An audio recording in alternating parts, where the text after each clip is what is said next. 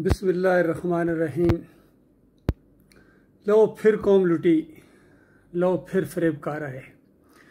इनको तो नया जाल भी लाना नसीब न हुआ है। ये कौम है इस लायक कि इसको बार बार लूटा जाए, बार बार इसके साथ फ्रॉड किया जाए। और ये बार बार जाल में फंसते हैं, तड़पते हैं और फिर तड़पने का लुत्फ़ आता है इनको। अल्लाह के बंदों, कब तक ये फरेब तुम्हें देते रहेंगे?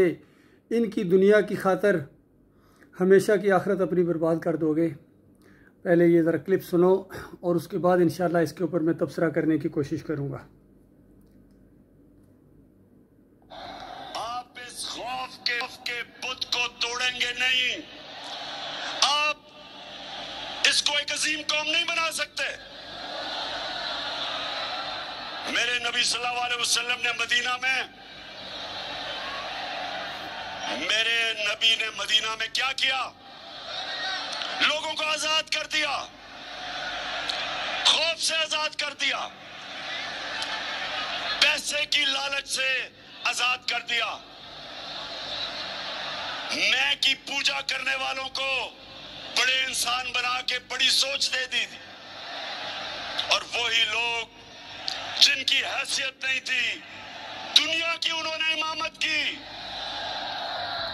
मुल्तान, ये गौर से सुन लो। ये देखिए, कहते हैं वो सीढ़ी इंसान को कभी माफ़ नहीं करती है जिसको छलांग दिया जाए।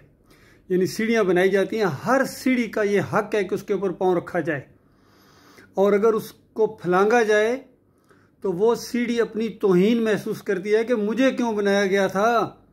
अगर इस तरह फलांगना था तो मुझे बनाने की ज़रूरत ही क्या थी फिर। तो ये मदीने से स्टार्ट करते हैं, क्योंकि इनका सारा मामला वहाँ कुछ बन जाता है, क्योंकि वहाँ स्टेट बन गई थी। ये मक्के का जिक्र नहीं करते हैं कि नबी सल्लल्लाहु अलैहि वसल्लम ने मक्का में 13 साल मारें खाई थी। मक्का में 13 साल देश निकाला दिया गया था, 2 दफ़ा हबशा की तरफ हिजरत करना पड़ी थी। मक्का में बिलाल रजी अल्लाह तआला अन्हु को अंगारों के ऊपर लटाया जाता था, घसीटा जाता था गलियों के अंदर। खुबैब रजी अल्लाह तआला अन्हु को अंगारों के ऊपर लटाया जाता था, और बिलाल रजी अल्लाह तआला उनके गले के अंदर रस्सी डालकर नौजवानों के हाथ में पकड़ा दी जाती थी और वो गलियों में घसीटते थे उनको। और एक मरतबा उनके ऊपर इतना पथराव हुआ कि बिलाल रजी अल्लाह तआला पथराव के नीचे दब गए थे। और बड़े बड़े सरदारों का सिर्फ एक मुतालबा था कि देखो बिलाल, कुछ तो नरम जुमला हमारे इन माबूदों के लिए, लात मनात और हुबल के लिए कह दो, कुछ तो नरम जुमला कह दो, हम तुम्हें बिल्कुल छोड़ देंगे, ज़रा बराबर तुम्हें कुछ नहीं कहेंगे।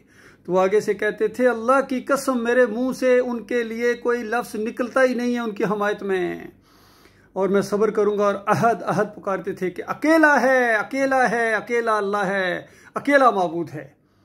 ये 13 साल। और फिर जब मक्का के बड़े बड़े लोगों ने सख्त मुखालफत की और यहाँ से कुछ मायूसी हुई कि ये इनके दिल नरम होने के लिए तैयार नहीं, चलो ताइफ चलते हैं। वहाँ 2 बड़े बड़े सरदार थे और वहाँ नबी सल्लल्लाहु अलैहि वसल्लम ने उनके सामने जब तौहीद की दावत रखी, ईमान अकीदे की दावत रखी, तो उन्होंने वो सलूक किया है कि एक मरतबा बाद में जंग ओहद में जब बहुत सख्त वक्त आया था, 70 शहीद हुए थे मुसलमानों के, और नबी अलैहिस्सलाम के दांत भी उसमें टूट गए थे, सख्त ज़ख्म आए थे नबी अलैहिस्सलाम को और बाकी सहाबा को भी। तो बाद में आयशा रज़ी अल्लाह ताला अन्हा ने पूछा कि अल्लाह के रसूल सल्लल्लाहु अलैहि वसल्लम, ये जो ओहद के दिन आपके ऊपर आया है, बड़ा भारी वक्त आया है मुसलमानों के ऊपर, और आप बहुत ज़्यादा सताए गए हैं, बहुत ज़्यादा परेशानी आपने उठाई है, तो क्या इससे ज़्यादा भी कोई दिन आपके ऊपर आया है सख्त? तो नबी अलैहिस्सलाम ने फरमाया, आयशा, जब मैं ताइफ गया हूँ तो उस कौम ने जो मेरे साथ सलूक किया है, इस तरह पथराव किया है कि सर का खून नीचे जूतियों से तक आ गया है और पूरा जिस्म उसके ऊपर पत्थर लगे हैं और लहू लुहान हो गया है। अल्लाह के बंदों, गौर करो। और इस अंदाज से कि कहा कि मेरे मालिक, आपने मुझे किन के हवाले कर दिया है। और इसके बाद जब गुलामी ने जोश दिखाया अंदर से, कि फिर कहा कि मेरे मालिक, अगर तू खुश है तो मुझे किसी चीज़ की परवाह नहीं है। इस अंदाज से अल्लाह की बंदगी का जोश, अल्लाह की रज़ा हासिल करने का जोश। और 2 फरिश्ते अल्लाह ताला ने भेजे और जिब्रील अलैहिस्सलाम आए और कहा कि ये पहाड़ों का फरिश्ता है, आपके मालिक ने देख लिया है जो आपकी कौम ने आपके साथ सलूक किया। अगर कहो तो इस फरिश्ते को अल्लाह ने हुक्म दिया है कि अगर मोहम्मद सल्लल्लाहु अलैहि वसल्लम कहें तो मक्के और ताइफ के दोनों पहाड़ों को आपस में मिला दो और दोनों कौमों को पीस दो इसके अंदर। तो फिर उसने आगे बढ़कर सलाम किया उस फरिश्ते ने और कहा कि बिल्कुल सही, ये जिब्रील अलैहिस्सलाम ने कहा है, मुझे अल्लाह ने यही कुछ हुक्म देकर आपके पास भेजा है, आपकी खिदमत में है। तो नबी अलैहिस्सलाम ने फरमाया नहीं, मुझे उम्मीद है कि इनकी नस्लों से अल्लाह ताला ऐसे लोगों को पैदा करेगा जो एक अल्लाह की बंदगी करेंगे और अल्लाह के साथ शिर्क नहीं करेंगे। अंदाज़ा इस तरह नबी का जो खैरख्वाही होती है और जोश होता है ईमान के मामले में। और ये जो मोहम्मद बिन कासम आए थे यहाँ बर्रे सगीर में आके राजा दैर की ईंट से ईंट बुझा दी थी, ये उसी एक सरदार के ख़ानदान में से थे। तो अल्लाह ताला ने इस तरह नबी अलैहिस्सलाम की दुआ सुनी है। अल्लाह के बंदो, 13 साल मक्का के अंदर कौन सी दावत थी? नबी अलैहिस्सलाम ने उनको आज़ाद किया था। ज़रा इसके जुमले देखो कि मदीना में आके नबी अलैहिस्सलाम ने उनको आज़ाद कर दिया था।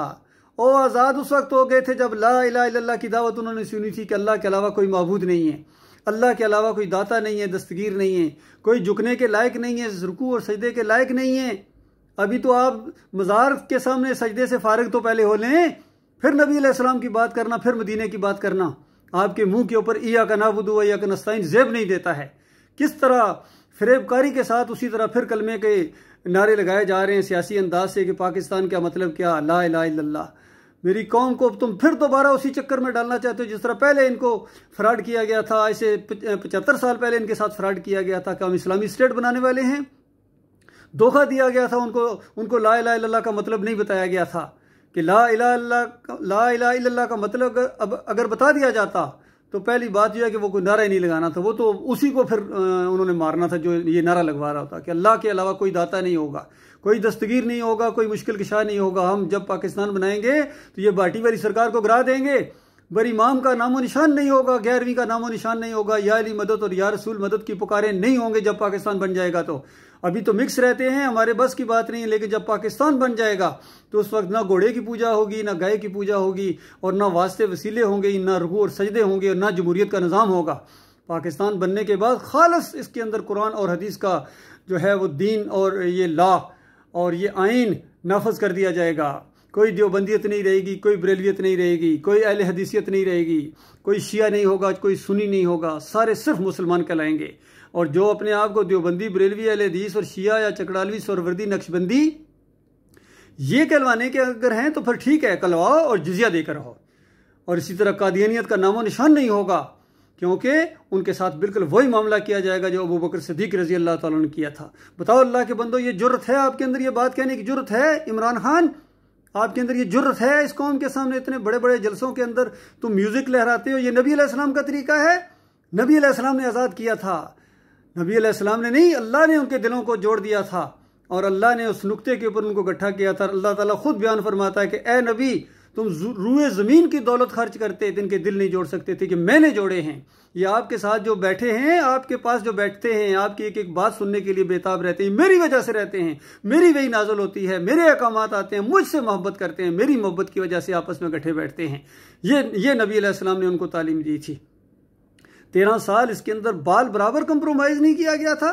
इसके अंदर ये ऑफर सबसे बड़ी ऑफर की गई थी जिसके लिए आपकी राल टपकती है कि आपको हम बादशाह बनाने के लिए तैयार हैं, हम आपको दौलत के अंबार लगाने के लिए तैयार हैं। आप किस लिए सारे ये जलसे जुलूस कर रहे हैं? क़यादत के लिए कर रहे हैं ना, हुक्मरानी के लिए कर रहे हैं ना। ये एक हुक्मरानी तो नबी अलैहिस्सलाम को थाल में रख के पेश की जाती थी कि आप ये हुक्मरानी ले लें, आप ऊंचे ख़ानदान के समझदार आदमी, आपसे बड़ी उम्मीदें वाबस्ता थी, आप हमारे बादशाह हैं, हम आपको बादशाह मानने के लिए तैयार हैं। लेकिन बस ये बात ना कहें कि लात मनात और हुबल की ये जो हम सजदे करते हैं, हम रुकू करते हैं, हम इनकी दुआएं देते हैं, इनकी नज़र न्याज करते हैं, ये जो आप जब कहते हैं कि कुछ नहीं कर सकते, ये मुर्दे हैं, इनके अंदर ज़िंदगी की रमक तक बाकी नहीं है। तुम्हारे बाप दादा जो इनको पूजते पूजते चले गए हैं वो जहन्नम की आग का ईंधन बन गए हैं, और तुम्हारे वो रहनुमा और लीडर जो इसकी बंदगी की दावत देते हैं वो सारे जहन्नम का ईंधन बनेंगे। ये जब बात कहते हो तो हमारे बाप दादा की भी तौहीन होती है। हम किस तरह बर्दाश्त करें ये चीज़ें? हम नहीं कर सकते ये बर्दाश्त।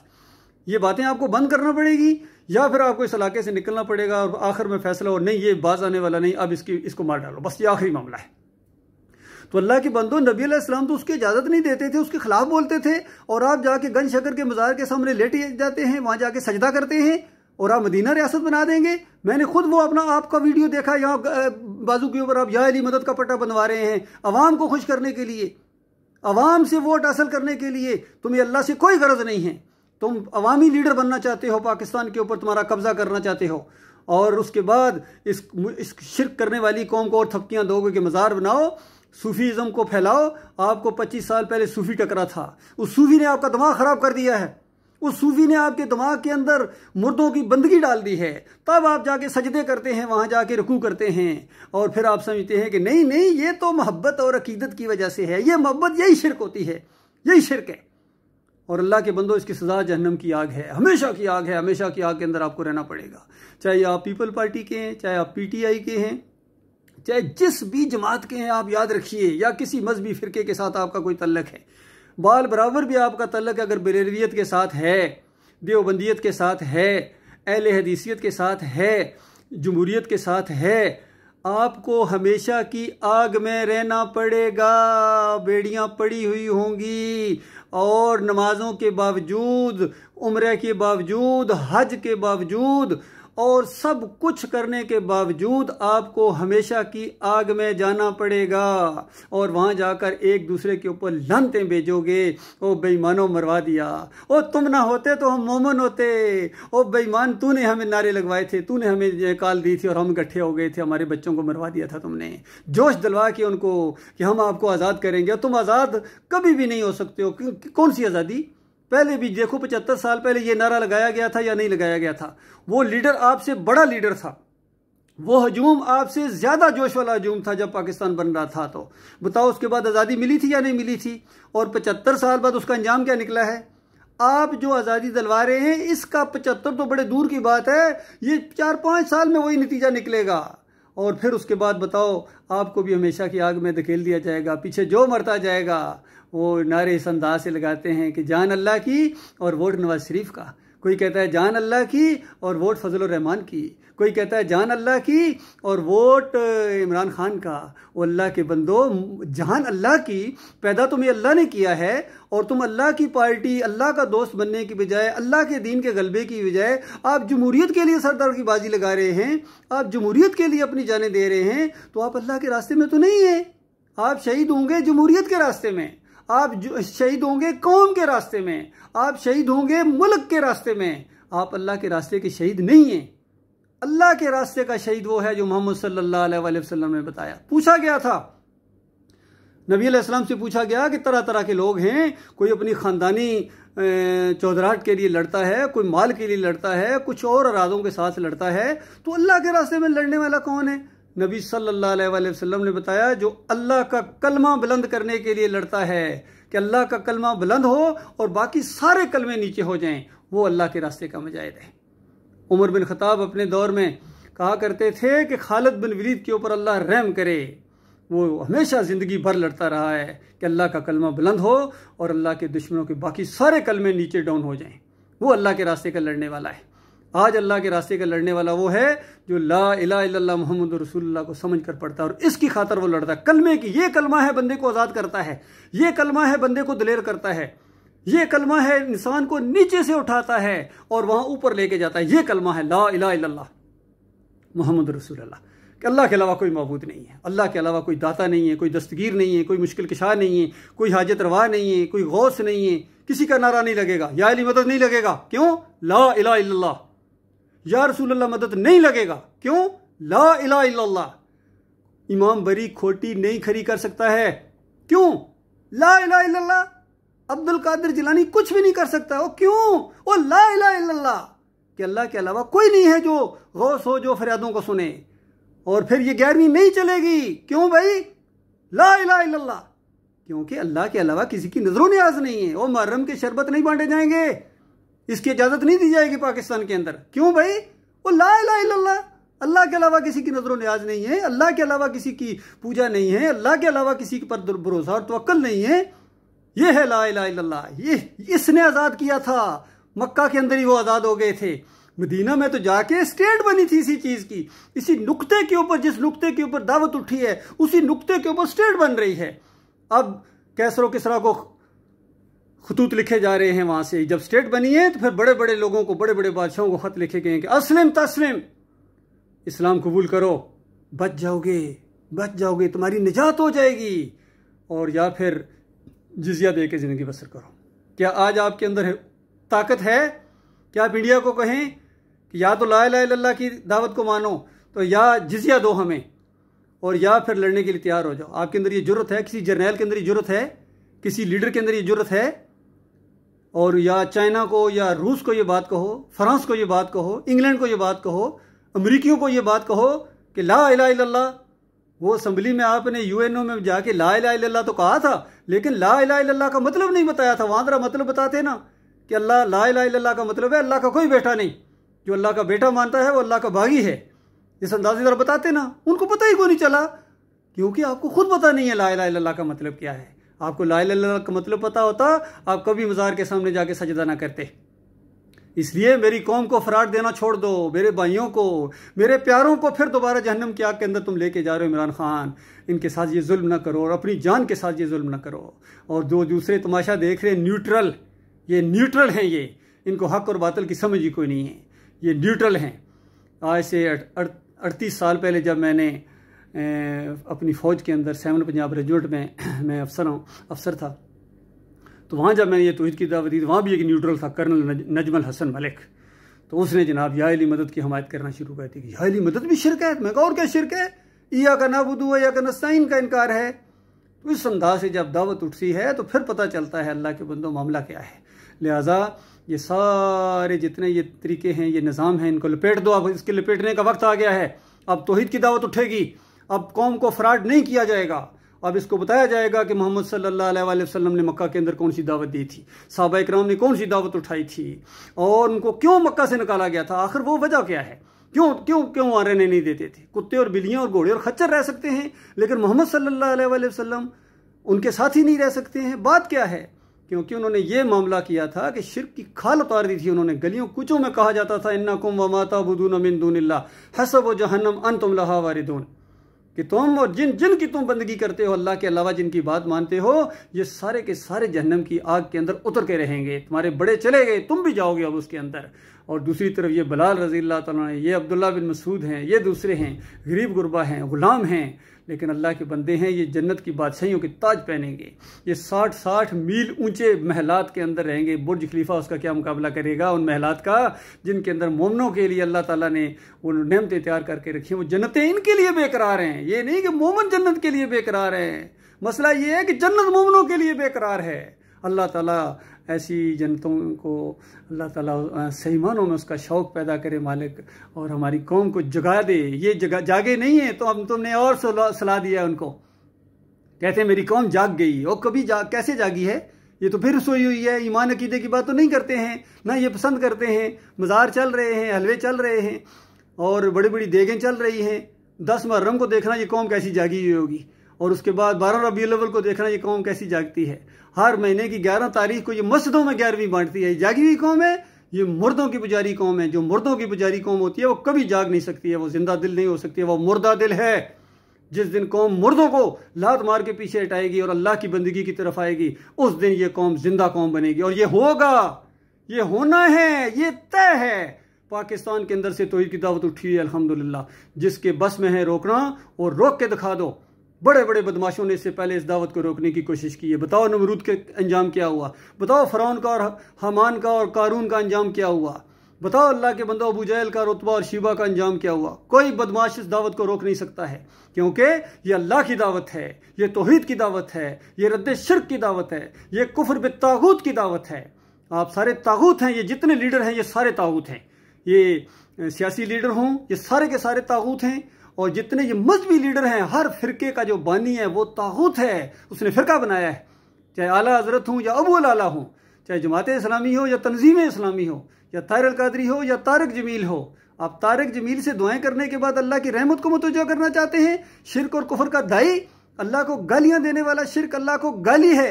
अल्लाह को गालियां देने के बाद फिर दुआएं करोगे फरेबकारी के साथ, अल्लाह ताला तुम्हारी दुआओं को तुम्हारे मुंह के ऊपर दे मारेगा, क्योंकि तुम्हारे दिमागों में शिर्क है, तुम्हारे खून में शिर्क है। और अल्लाह के साथ तुमने वो गदर किया है। कलमे के गद्दारों, तुमने कलमे के साथ गद्दारी की है। वो कलमे के वफादार थे जिनको अल्लाह ने दुनिया का इमाम बनाया था, उनको दुनिया का लीडर बना दिया था। बान की जूतियां पहनने वाले और भेड़ बकरियां चलाने वाले, उन्होंने कलमे को उठाया था और इस किताब को उठाया था। उमर बिन खताब बयान किया करते थे कि मैंने नबी अलैहिस्सलाम से सुना है, इन्नल्लाह यरफ़उ बिहाज़ल किताब अक़वामा वयदउ बिही आखरीन, कि अल्लाह ताला इस किताब को उठाने की वजह से, किताब की दावत की वजह से अल्लाह ताला कौम को पस्तियों से उठाता है और बुलंदियों पर लेके जाता है, और बुलंदियों वालों को इस किताब का इनकार करने की वजह से जिल्लत के अंदर दसा देता है। या आपको जो एटमिक को पावर होने के बावजूद, कमांडो दस्ते होने के बावजूद, मिसाइल टेक्नोलॉजी होने के बावजूद, यूथ का समुंदर और सुनामी होने के बावजूद, तेल के पहाड़, तेल के समुंदर और सोने के पहाड़, और क्या कुछ नहीं है आपके पास मुसलमानों, नहीं है तो सिर्फ इज्जत नहीं है। तुम गुलाम हो, तुम एक फोन कॉल के ऊपर हमारा जर्नल ढेर हो जाता है, मेडल से उठाए नहीं जा रहे, और एक टेलीफोन कॉल आती है और जनरल मुशर्रफ लेट जाता है, और दूसरा तो टेलीफोन कॉल क्या, वो सिर्फ एक छोटा सा लेटर आया है और दूसरे हमारे बाजवा साहब लेट गए। अल्लाह के बंदों, कोई गैरत होनी चाहिए, कोई ईमान की गैरत होती, कोई दुनियावी गैरत हो। दोनों चीजें गायब हो गई, तो बताओ किस लिए तुम्हें पैदा किया गया है? क्या नहीं अल्लाह के रास्ते में शहीद होना चाहते हो? दुनिया तुम्हारे ऊपर छाई हुई है, डरते हो तुम?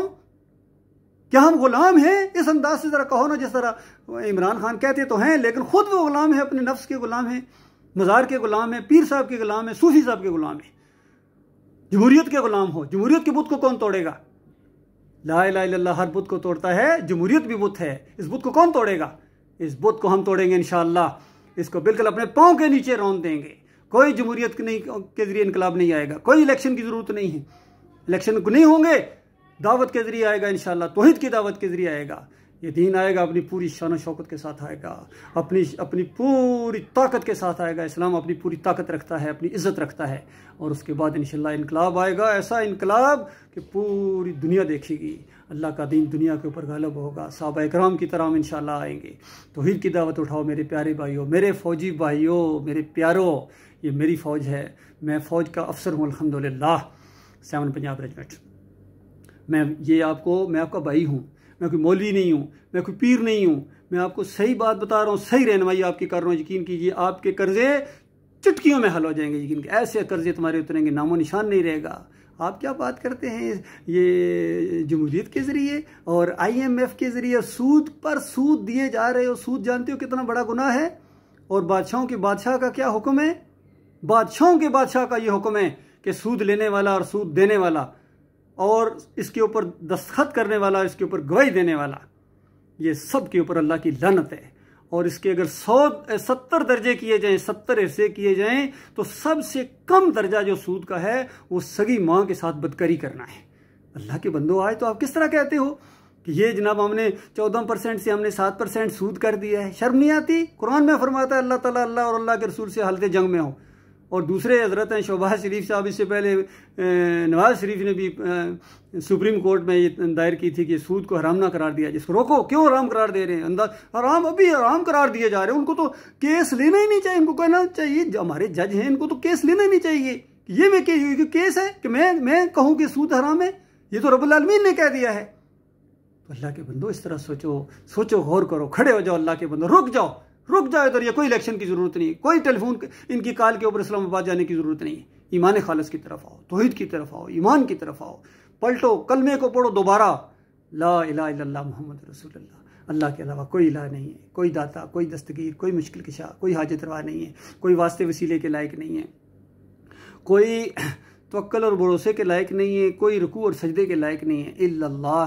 और मोहम्मद रसूलुल्लाह आखिरी नबी हैं, खातमुन नबीयीन हैं, खातमुन नबीयीन हैं। इनकी शरीयत, ये हैं कायदे आज़म हमारे, ये हैं कायदे मिल्लत, ये हैं लीडर, ये हैं हमारे आखिरी रसूल मोहम्मद सल्लल्लाहु अलैहि वसल्लम। और इस तरह एक गिरोह बनो, और इंशाअल्लाह कोई दुनिया की ताकत तुम्हारे साथ लड़ने के लिए तुम्हारी आंखों में आंखें नहीं डाल सकेगी। अल्लाह जानता है हमारे पास इतनी मजबूत फौज है, हमारे पास इतना मजबूत जब अकीदा होगा, तौहीद होगी, तब अल्लाह के फरिश्ते आएंगे। और जब अल्लाह का एक फरिश्ता भी अल्लाह ने भेज दिया तो पूरी दुनिया वालों से निपटने के लिए वो काफ़ी है। एक ही काफ़ी है, यकीन कीजिए। अल्लाह तो कितने भेजेगा, हज़ारों के हिसाब से भेजेगा इंशाअल्लाह। बदर में कितने भेजे थे अल्लाह ताला ने?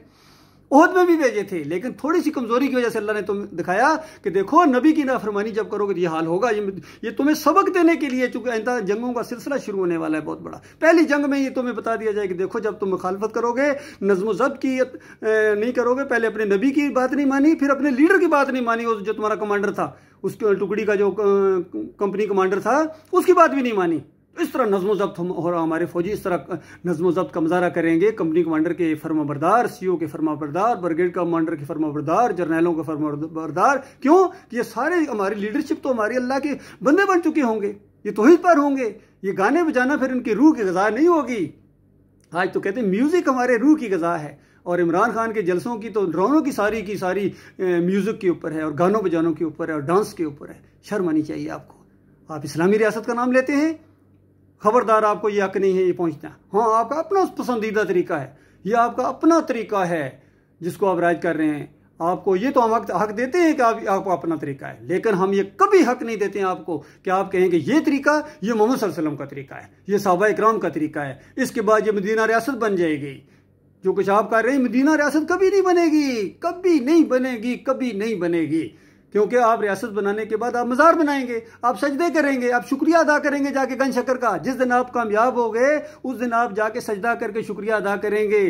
तो बताओ ये मदीना रियासत होगी या ये काफराना और मुशरकाना रियासत होगी? ये सोचो मेरे प्यारे भाइयों, ओ मेरे प्यारे भाइयों, 70th PMA लॉन्ग कोर्स के मेरे कोर्स मेट्स कहाँ गायब हो गए हो? कब? ये ज़िंदगी एक मरतबा मिली है और ये दोबारा नहीं मिलेगी। एक मरतबा मिली है, एक मरतबा अगर हाथ से मौका ये निकल गया तो दोबारा कभी नहीं मिलेगा। अल्लाह ताला गौर व फिक्र करने की तौफीक अता फरमाए। अल्लाह ताला मेरी बातों को पॉजिटिव सोचने की तौफीक दे आपको, और आपको शिर्क और कुफ्र के दलदल से निकाले मेरा मालिक, और आपको एक इज्तिमाइयत के ऊपर, एक प्लेटफॉर्म के ऊपर इकट्ठा करने के बाद अल्लाह ताला के नाम पर फिर आगे बढ़ो। देखना किस तरह दुनिया में जीने का भी मज़ा आएगा और मरने का मज़ा अल्लाह जानता है जीने से ज़्यादा आएगा।